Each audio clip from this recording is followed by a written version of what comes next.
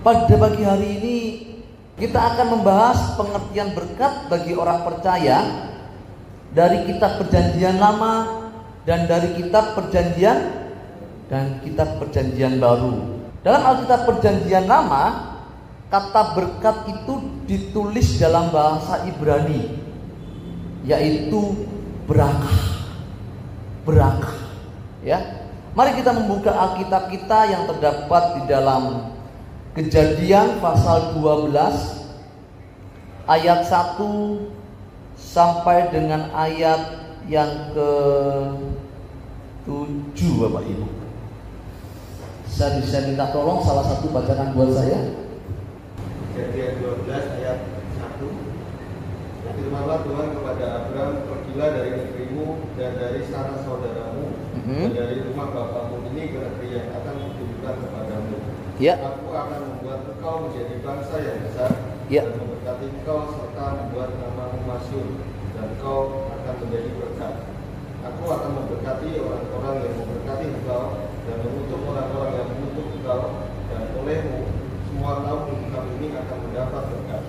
Lalu Abraham kepada yang difirmankan Tuhan kepadanya, dan Lot pun ikut bersama-sama dengan dia.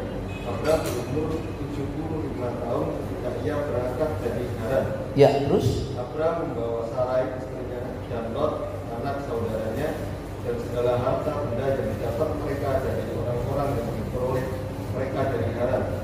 Mereka berangkat ke tanah Kanaan lalu sampai di situ. Di mana itu? Di tanah Kanaan. Terus lanjut ayat ke-6. Abraham berjalan melalui negeri itu sampai di suatu tempat dekat Sekem, yaitu pohon terbangkit di More. Waktu itu orang Kanaan diam di negeri itu. Ya, terus ayat 7. Ketika Tuhan menampakkan diri kepada Abraham dan berfirman, Aku akan memberikan negeri ini kepada keturunanmu. Terus maka didirikannya di situ mezbah bagi Tuhan yang telah menampakkan diri kepadanya. Amin. Bapak Ibu, dalam Alkitab Perjanjian Lama, kata berkat ditulis sebanyak 76 kali, Bapak. Kata berkat dalam Alkitab Perjanjian Lama dalam pembacaan kita ini itu ditulis dalam bahasa Ibrani, yaitu berakah, yang memiliki pengertian sesuatu yang menghidupkan. Bisa juga berbicara kemakmuran atau kelimpahan, prosperity. Kata kerja dari berakah itu barak, artinya menghidupkan. Dalam konteks Perjanjian Lama, kata berakah itu adalah tindakan dari yang tertinggi kedudukannya kepada yang rendah kedudukannya. Seperti tindakan Allah kepada umatnya. Juga dalam beberapa konteks itu tindakan orang tua kepada anaknya. Ya, itu kata berkat dalam konteks Perjanjian Lama. Biasanya kata berkat dalam kitab Perjanjian Lama itu dikaitkan dengan kebaikan Tuhan, dengan pemeliharaan Tuhan dan perlindungan Allah terhadap umatnya. Kita akan melihat kata berkat dalam Perjanjian Baru. Dalam Alkitab Perjanjian Baru, kata berkat ditulis sebanyak 17 kali.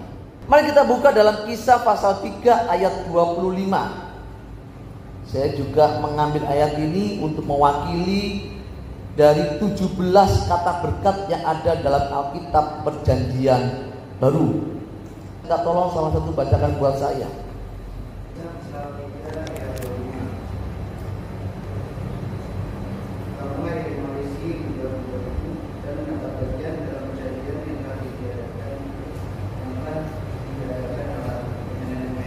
Ya.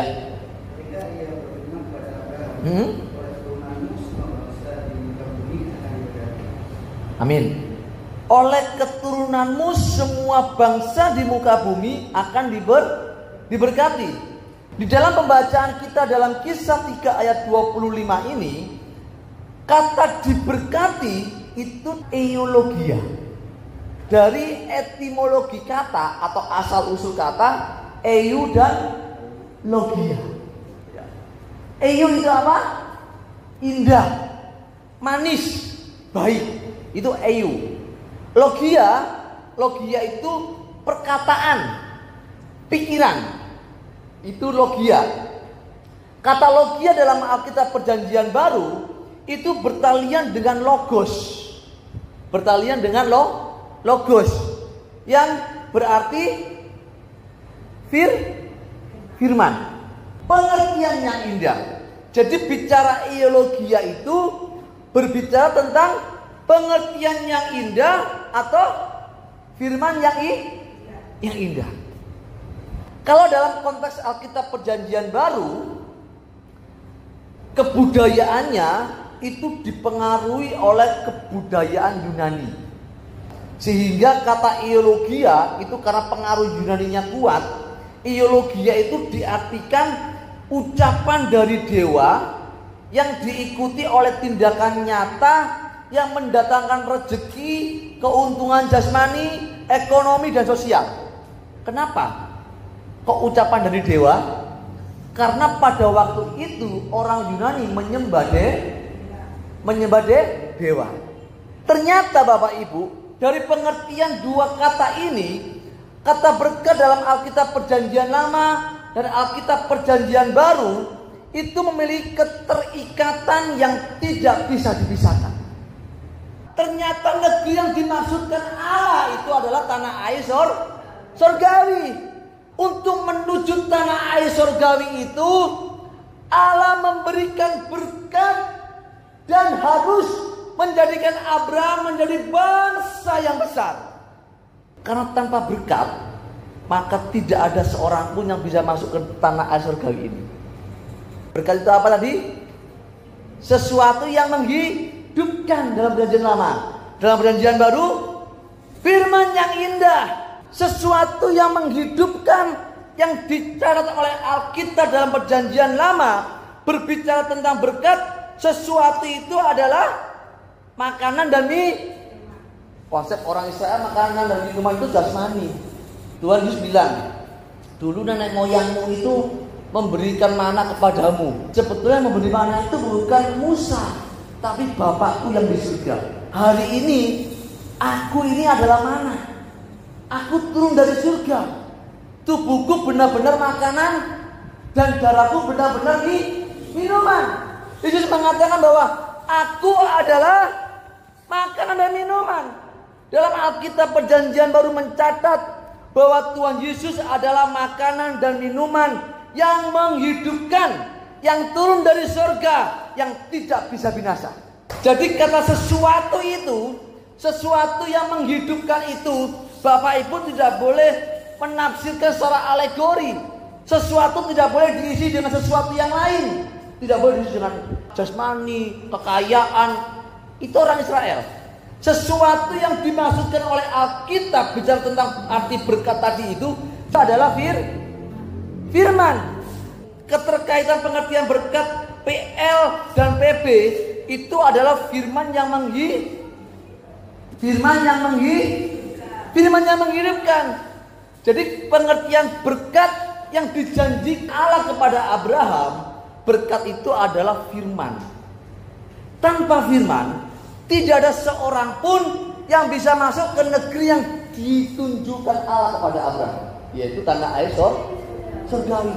Alkitab mengatakan begini, tidak ada seorang pun yang dapat datang kepada Bapa kalau tidak melalui firman. Tidak dapat melalui firman. Jadi untuk bisa masuk ke tanah air surgawi itu, Abraham membutuhkan berkat, membutuhkan firman yang menghidupkan. Karena tanpa firman yang menghidupkan itu mustahil, tidak akan ada seorang pun yang dapat masuk ke negeri itu, termasuk Abraham. Abraham pun tidak bisa masuk ke negeri yang dijanjikan itu. Jadi berkat terbesar bagi umat Perjanjian Baru adalah keselamatan dalam Tuhan Yesus. Orang percaya harus memahami berkat seperti ini. Kalau Bapak Ibu memahami berkat seperti orang Israel, jadi rusak. Karena untuk masuk ke negeri yang mau ditunjukkan Allah kepada Abraham itu, Abraham membutuhkan berkat yang besar itu, yaitu keselamatan di dalam Tuhan Yesus. Sesuatu yang menghidupkan itu Bapak Ibu.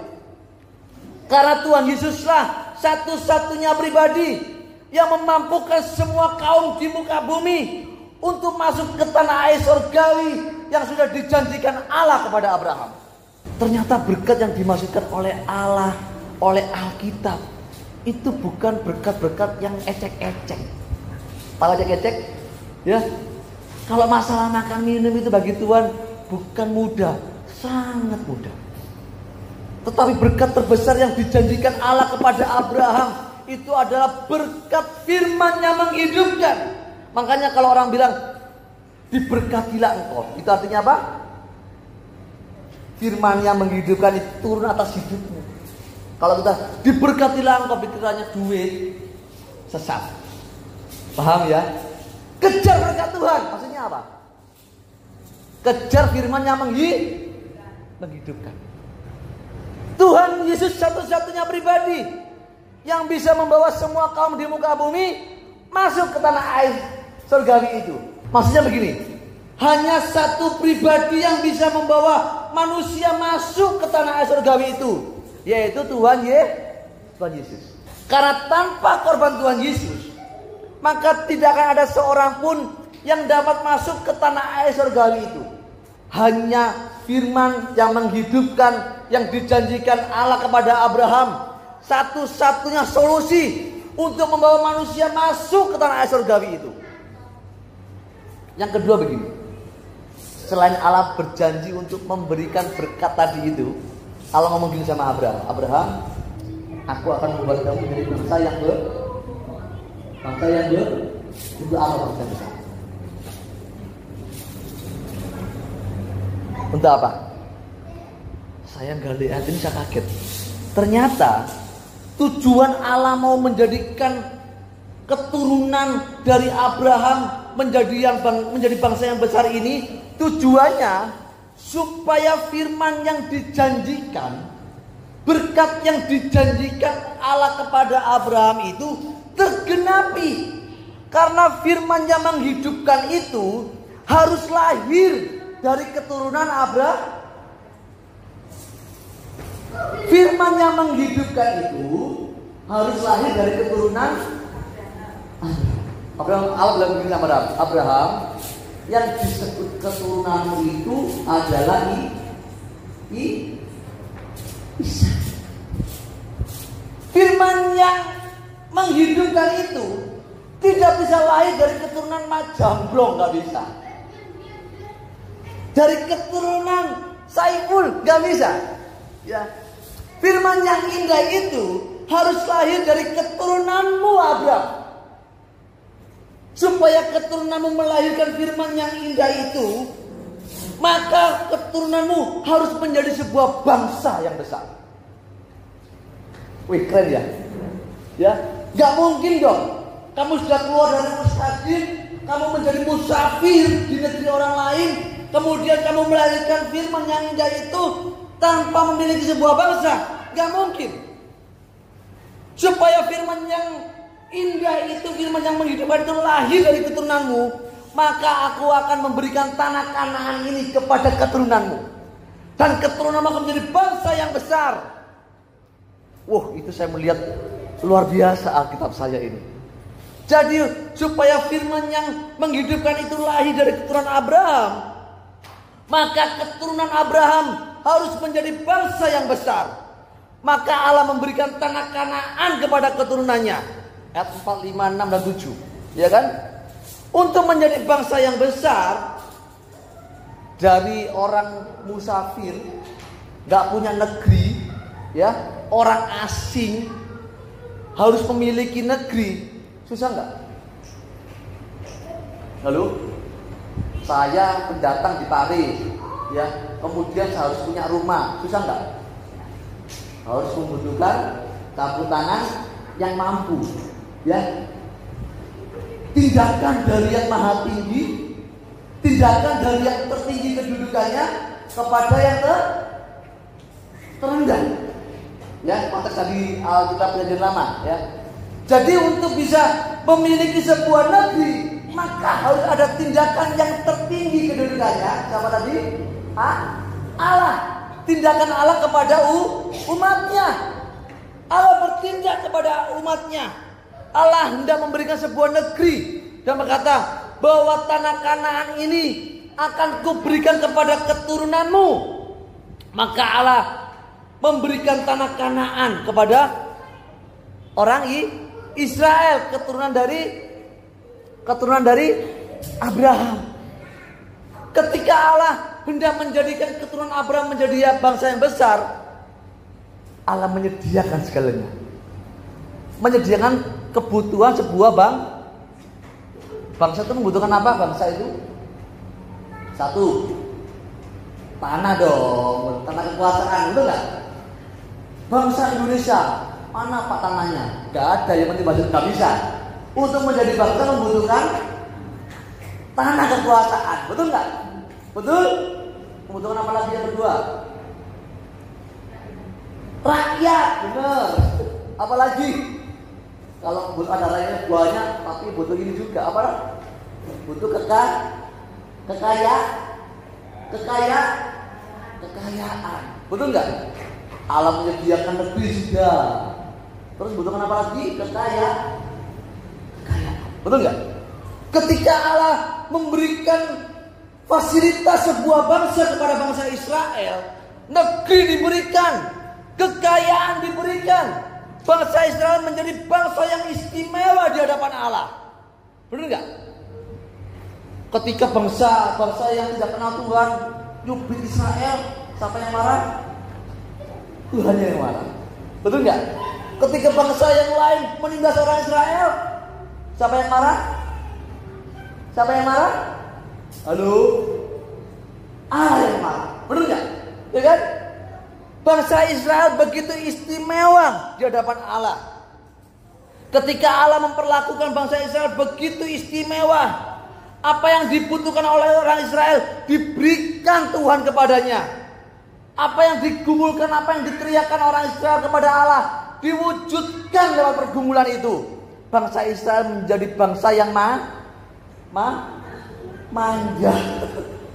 Bangsa yang manja. Minta apa dikasih, betul nggak?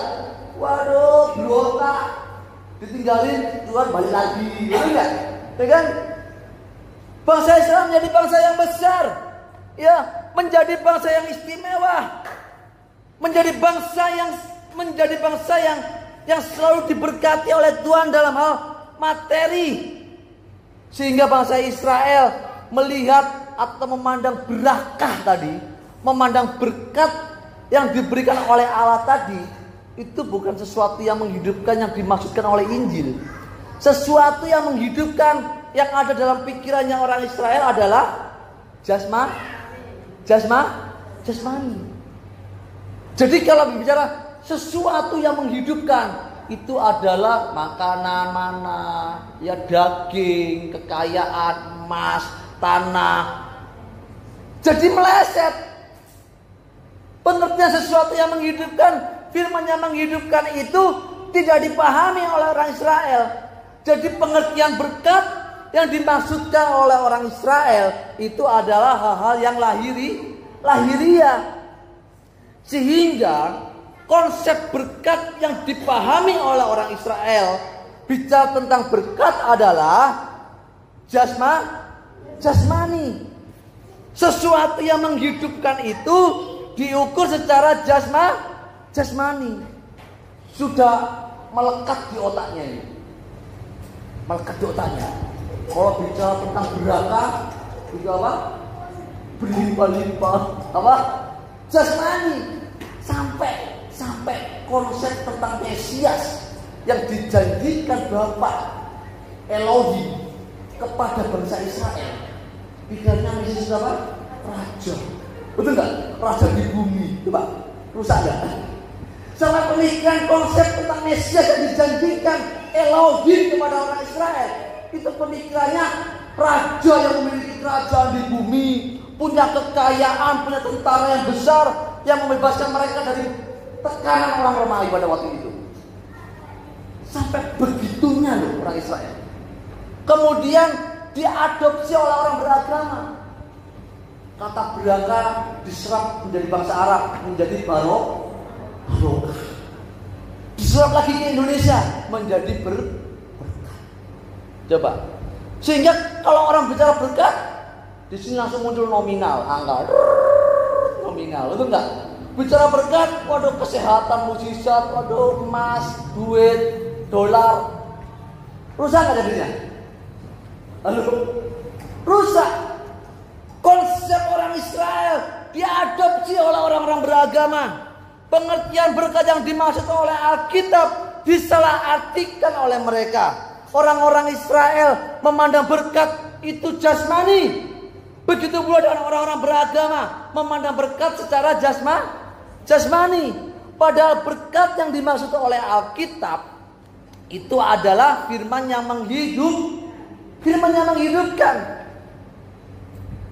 Bapak Ibu, sebagai umat perjanjian baru, orang percaya tidak boleh memandang berkat seperti itu. Amin. Pak, orang Israel kok boleh, Pak? Gitu. Betul enggak? Ini pertanyaan ini.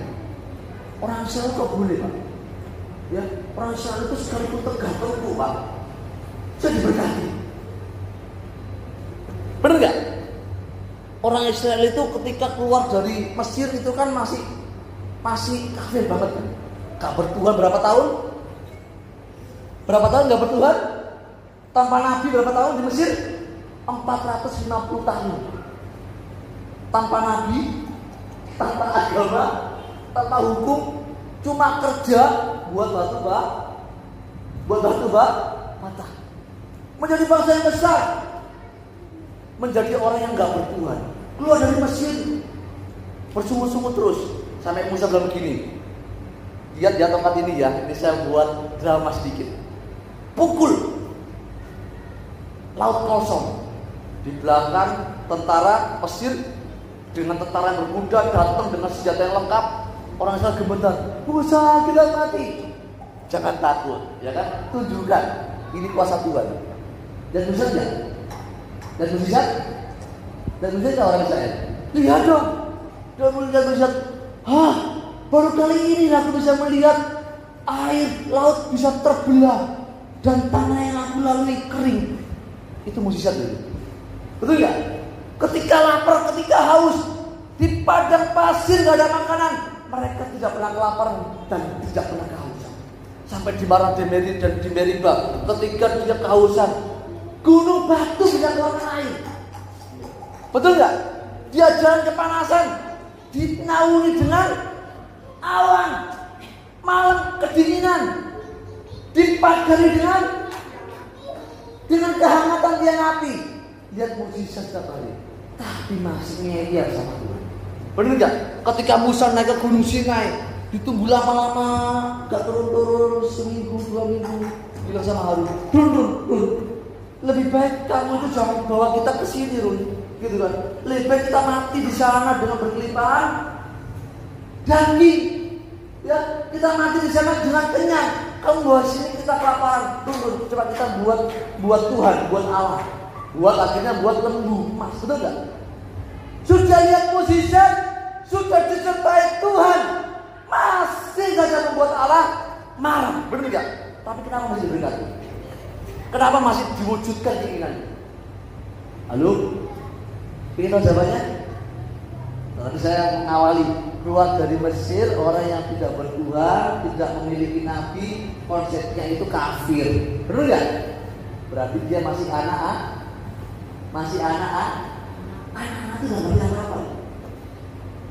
Makanya ketika Allah memperlakukan orang Israel, itu memperlakukan seperti anak-anak. Diberikan hukum dulu, pengertiannya nanti. Makanya dalam perjanjian lama itu taat berkat, tidak taat kutuk. Jadi orang Israel itu kalau mau diberkati, kasih hukum dulu. Kalau sudah dia melakukan hukum, taat, diberkat. Kalau nggak taat,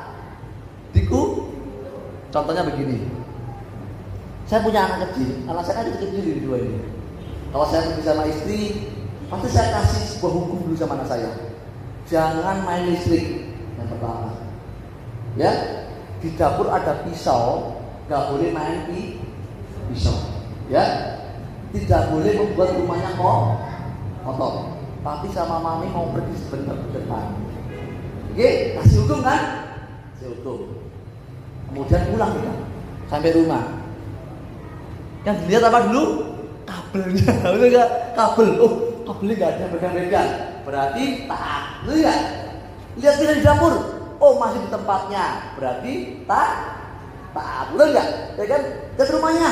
Oh, enggak berantakan, enggak kotor. Oh, berarti taat. Karena kamu taat, tak kasih hadiah coklat. Karena taat, betul enggak? Karena taat, tak kasih hadiah buat kamu. Karena kamu taat. Karena anak masih kecil. Kalau sudah besar, apa saya kayak gini? Pak Bosnya keluar. Perlu bilang gitu? Eka, papa mau pergi ya. Jangan buat rumah kotor. Perlu begitu? Halo? Eka, papa mau pergi ya. Jangan pegang-pegang kabel. Apakah bilang begitu? Gak perlu, karena Mas Eka sudah besar, perlakuannya beda. Halo, kalau anak saya kecil, Gemi pegang pisau, mamanya kerja enggak? Gemi buat apa bisa taruh Gemi, gitu enggak? Betul enggak? Anak kecil nggak bisa bayar enggak? Tak tahu cara menggunakannya. Mama mau buat motong sayuran, mau mainan, nggak boleh nak, bahaya taruh, gitu kan? Betul nggak? Karena masih anak-anak, betul nggak? Kalau mas saya pegang pisau, aku bilang, hah, Eka, taruh pisaunya, gitu? Enggak kan? Tanya dulu, buat apa Eka pisaunya? Buat motong apel pak. Oh iya. Masa bilang, jangan dah, enggak mungkin kan? Tak apa-apa, karena sudah dewasa. Orang Israel dan orang buat perjanjian baru itu beda. Orang buat perjanjian lama itu kasih hukum dulu baru pengertian. Kalau buat perjanjian baru, pengertian. Orang perjanjian baru taat tidak selalu diberkati. Orang buat perjanjian baru bicara ketaatan itu bukan bicara berkat. Ketaatan itu bicara tentang sebuah kebutuhan. Halo. Kalau anak kecil kasih mainan, bilang bapaknya, Papa baik, bilang beli mainan. Bener gak? Kalau gak dibeli mainan, Papa jahat. Kayaknya kita mainan gak dibeliin, tapi jahat, gitu kan? Ya kan? Kalau anak sudah besar, perlu mainan, masih gini kan sama orang tua? Enggak, kebalikannya. Kalau anak sudah besar, itu mulai mengabdi kepada bapaknya tanpa pamrih. Halo. Kalau usia 30, 40 masih minta mamanya uang mah buat belanja istriku, buat belanja suamiku, buat belanja sekolah anakku. Jadi autis ya? Halo? Enggak. Ya kan? Maaf, jadi autis sebenarnya. Orang yang dewasa ketika dia mengerti bahwa dia adalah anak bapak itu, maka dia akan mengabdi kepada papanya, kepada mamanya tanpa pamrih. Papa mamanya sakit, dia menunggui, menyediakan makanan, merawat papanya yang sakit, merawat mamanya yang sakit tanpa pamrih. Dia harus keluar, dia harus izin kerja, dia harus nunggui orang tuanya, menyuapi. Bilang gini, Ma, Pak, kan saya nungguin jamu, ya kan? Itu ya satu hari itu kalau UMR itu perhitungannya sehari itu 150.000. Berarti kalau saya seminggu berarti itu ngelima ya. Kalau saya nyuapin mama itu ngelima. Apakah begitu? Halo? Enggak ya kan? Dia akan melayani papa mamanya karena dia menyadari bahwa dirinya adalah anak yang dewasa. Betul gak? Ketika papanya gak bisa turun dari tempat tidur, anak yang dewasa akan segera respon. Dia tangkap papanya, mau kemana Pak? Mau pipis, diantar. Betul gak? Diantar. Perlu dibayar? Halo? Perlu dibayar? Enggak perlu. Orang Israel dan umat perjanjian baru berbeda. Bukan Allah yang berbeda, tapi perlakuan Allah memperlakukan orang Israel dan umat perjanjian baru itu berbeda. Umat perjanjian baru harus mengerti bahwa dia dituntut oleh Allah menyambut akhir zaman ini harus menjadi orang yang dewasa di hadapan Allah. Harus memiliki ketaatan seperti apa yang pernah dicontohkan oleh putra tunggalnya, yaitu Tuhan Yesus Kristus. Bicara tentang berkat dan penyertaan Tuhan, itu bukan lagi berbicara sesuatu yang lahiriah, tetapi berbicara tentang firman yang menghidupkan itu, dan sudah memberikan teladan hidupnya kepadanya supaya kita meneladaninya. Paham? Paham? Jadi kalau Bapak Ibu masih memandang berkat Tuhan seperti cara orang Israel memandang berkat Tuhan itu, maka kita akan menjadi orang-orang beragama Kristen tapi tidak bertuhan. Pak, kok sampai segitunya, Pak? Memang begitu kita saya ngomong. Berkat itu bukan bicara lahiriah.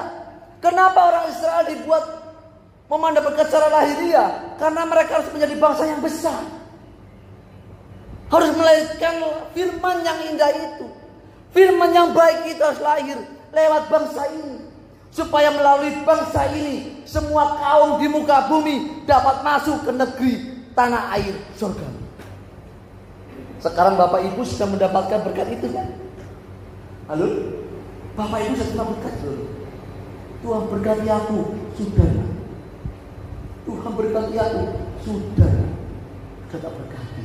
Berkat itu sudah aku berikan di atas kayu. Firman yang lebih baik itu sudah aku berikan kepadamu di atas kayu. Sekarang bagianmu adalah mengerjakan berkat itu. Mengerjakan apa? Berkat itu. Apa itu? Keselamatan. Kerjakan dengan takut dan gentar. Karena berbicara keselamatan masuk surga itu sebuah pilihan, sebuah tanggung jawab. Kamu harus gede. Kalau sudah gede itu bukan dijulang, diceboki, ya itu dikatur, bisa. Enggak lah. Masa kamu sudah 30 tahun tapi masih gendong, kamu pipis bukan celananya gitu. Halo? Oh, BO diceboki bapaknya 30 tahun. Kamu pipis enggak? Normal enggak orang seperti itu? Nah, normal. Makan disuapin, nasi bubur, dari pisang. Pinter 30 tahun. Pinter, anaknya tapi pinter. Saya bilang bukan pinter, Pak, itu autis, Pak. Kalau sudah dewasa, dia harus bisa mandiri, tanggung jawab dengan dirinya. Amin. Berkat yang sudah diberikan itu harus dikerjakan dengan sungguh-sungguh. Menjadi orang Kristen yang militan, yang fanatik dengan Injil. Gak bisa Bapak Ibu menjadi orang Kristen santai. Rusak kekristenan. Rusak. Ya. Kita tidak boleh memperlakukan Allah seperti anak-anak.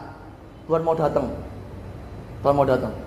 Tadi malam saya pelayanan sama istri di puncak gunung tadi malam. Tadi pagi turun bingung jalannya pakai GPS. Gitu ya. Melayani bapak-bapak usia 83 tahun saya layani. Ya dia memiliki konsep masih anak-anak. Kenapa? Karena gerejanya ngajari anak-anak terus. Tapi beberapa akhir ini kita muridkan gereja itu dan akhirnya sudah mulai dewasa. Gembalanya bilang, waduh, ini memang yang beda, keras, tapi ini yang sepatutnya diajar oleh jemaat. Karena gereja itu harus membawa jemaat kepada keselamatan, bukan membawa kepada dunia. Kalau masalah makan minum itu gampang. Makanya kalau saya lihat TV banyak pengangguran di daerah Tulungagung. Aneh, iya. Aneh, saya aja punya pekerjaan tiga pekerjaan. Saya punya 3 pekerjaan. Ini masih mau nambah lagi. Kok sampai ada orang nggak kerja ya? Aneh ya? Zamannya sudah canggih loh. Oh, yang masalah itu bukan pekerjaannya, tapi pribadinya yang malas. Benar nggak? Malas. Orang malas itu Alkitab ngomong di Amsal, tangan yang malas menjadikan miskin, tangan yang rajin menjadikan kita keselamatan. Ya Pak, keselamatan itu kan karena sudah dibayar, selesai, dikasih sama Tuhan, otomatis kita selamat. Tak perlu bayar, nggak perlu kerja keras. Yang penting percaya sama Yesus pasti selamat. Ngawur nggak? Dan itu lagi ngetren di gereja, ya kan? Ngetren banget di gereja. Bapak Ibu, dosamu sudah diampun di atas kayu salib, maka Bapak Ibu pasti selamat, pasti disembuhkan, pasti dilompat sisat. Ngawur nggak? Pasti nggak baca Alkitab. Pasti nggak baca. Baca Pak. pasti bacanya salah. Bapak Ibu kalau membaca Alkitab, ternyata orang yang alami mukjizat Tuhan itu bukan orang yang dimuridkan. Kacau.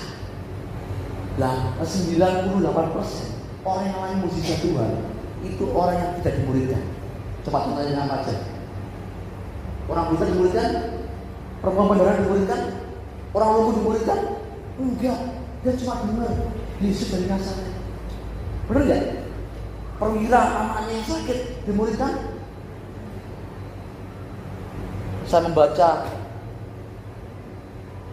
penderitaan para rasul dan para martir, itu ngeri. Gereja awal mula itu ngeri. Itu mereka itu harus disiksa, ditangkap, disiksa, diikat, ditali dengan kuat-kuat, kemudian dicambuk dengan cambuk yang berduri, kemudian itu diolesi dengan jeruk nipis, kemudian itu dipancung kepalanya. Ya, saya melihat orang-orang di umat perjanjian baru ketika dia percaya Yesus, dia mengatakan, aku adalah saksinya, aku melihat dan mendengar sendiri bahwa Yesus yang kau salibkan itu adalah Tuhan. Mereka mengatakan, aku saksinya.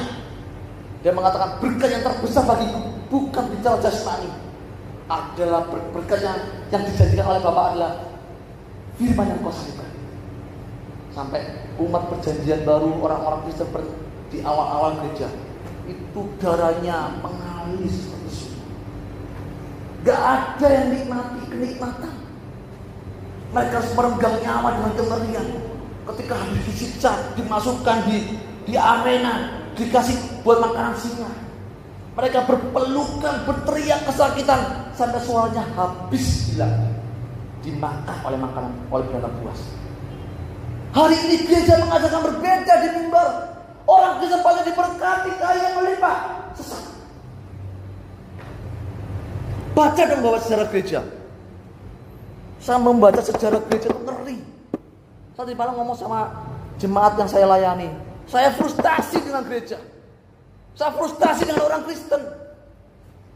Cara berpikirnya duniawi. Cara berpikirnya itu Israel banget.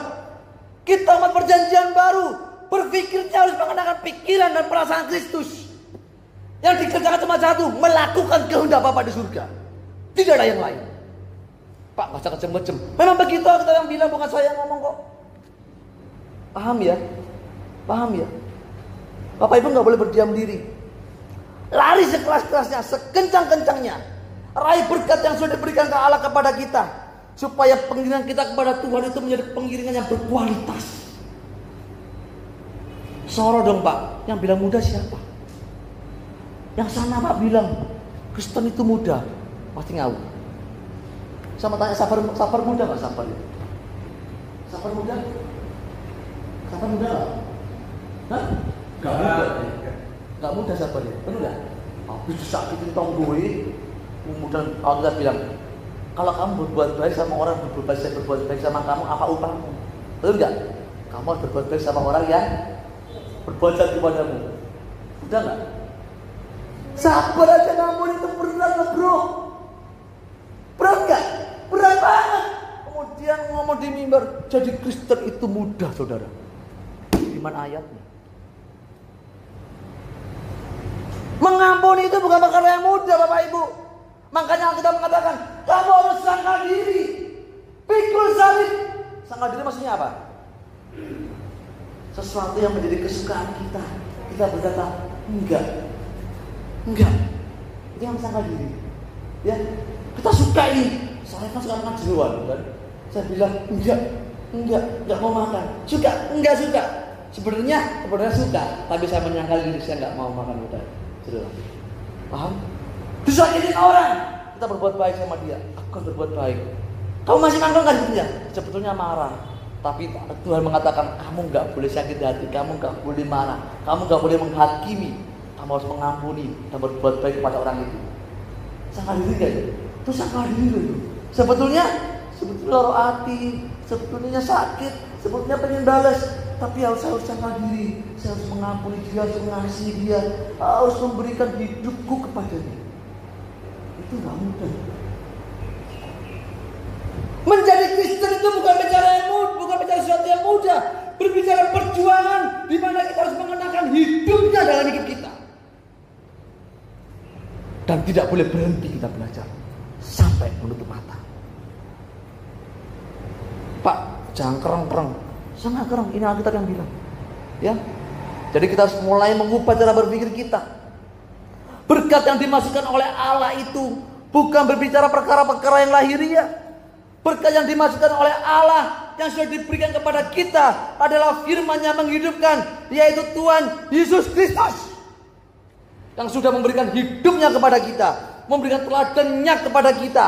Dan kita harus bertanggung jawab untuk meresponi keselamatan yang sudah dikerjakannya di atas kayu salib. Supaya nanti ketika kita menutup mata, kita berjumpa dengan Dia di langit yang baru dan bumi yang baru, di tanah air surgawi. Amin. Siap berjuang dengan saya? Gak boleh anak-anak terus, gak boleh duniawi. Matikan dalam dirimu sesuatu yang duniawi itu. Matikan kedaginganmu. Lepaskan segala milikmu. Barang siapa tidak melepaskan dirinya dari segala miliknya, tidak dapat menjadi muridku, kata Alkitab. Pak, pengen dong kalau bisa kan nikmati dunia, nikmati surga. Nggak bisa. Ini salah satu. Dunia atau surga. Mamon atau Tuhan, pilih salah satu. Nggak enak Tuhan kalau bisa dua-duanya mengkangkang. Satu dunia, satu surga, satu dunia, satu. Nikmati dua-duanya. Nggak ada rumusnya dalam Alkitab. Kalau kamu mencintai istrimu, kamu menikah dengan istrimu, kamu nggak boleh bercinta dengan perempuan yang lain. Kalau kamu sudah memilih Tuhan Yesus sebagai kekasihmu, memilih Dia sebagai dambaan hatimu, menjadi pasangan hidupmu di kekekalan, engkau tidak boleh bercinta dengan dunia. Kalau engkau bercinta dengan dunia, engkau berzina, melakukan perzinahan rohani. Paham Bapak Ibu? Pagi hari ini kita berharap kebenaran firman Tuhan yang singkat ini Bapak Ibu nyantol di sini. Amin. Harus semangat. Semangat ini. Kalau nggak semangat saya sia-sia dari Surabaya ke sini jauh-jauh. Ya. Saya dari gunung turun ke kota ini sia-sia saya. Kita berharap lewat kebenaran firman Tuhan yang singkat ini Bapak Ibu mulai dipacu, dipanasi. Kalau bisa itu keluar dari sini seperti motor susunya yang wow banter. Jadi berkat dimanapun kita berada. Artinya apa? Jadi firman yang menghidupkan dimanapun kita berada. Jangan jadi berkat dimanapun kita berada. Pikirannya apa? Masih duit? Enggak. Jadi berkat dimanapun kita berada artinya apa? Menjadi firman yang menghidupkan dimanapun kita berada. Paham? Siap menjadi berkat? Siap mengajar berkat Tuhan? Siap ya? Kejar berkat Tuhan sampai dapat, sampai kita dihanyutkan oleh berkat itu. Amin. Sampai Tuhan kita bilang, Tuhan, betapa nikmatnya ketika aku bersama denganmu, ketika aku hanyut bersama dengan berkat-Mu. Aduh, limpah ucapan syukur. Masalah dunia ini tidak menghibitku, persoalan dunia tidak menghibitku, kesukaran dunia tidak menghibitku. Ketika aku bersama-sama dengan Engkau, aku menikmati sukacita yang tidak bisa saya ungkapkan dalam kata-kata. Harus begitu. Amin. Saya sama istri ini orang yang aneh. Dimanapun kita sama suami istri orang aneh. Aneh. Di lingkungan orang Kristen pun kita aneh. Tak apa-apa. Memang Tuhan bilang begini kok. Full, tetap kerjakan full. Saya frustasi, kerjakan full. Memang yang selamat cuma sedikit kok full. Tuhan, memang benar. Yang selamat memang sedikit. Tetap kamu firman, sampaikan firman, ajarkan. Gak dikenal gak apa-apa. Ajar firman. Yang terima diselamatkan, yang tidak terima berbuat. Tanggung jawab kita pribadi, bukan paksaan. Ya. Jadi dia mau berubah. Saya berharap pagi hari ini segera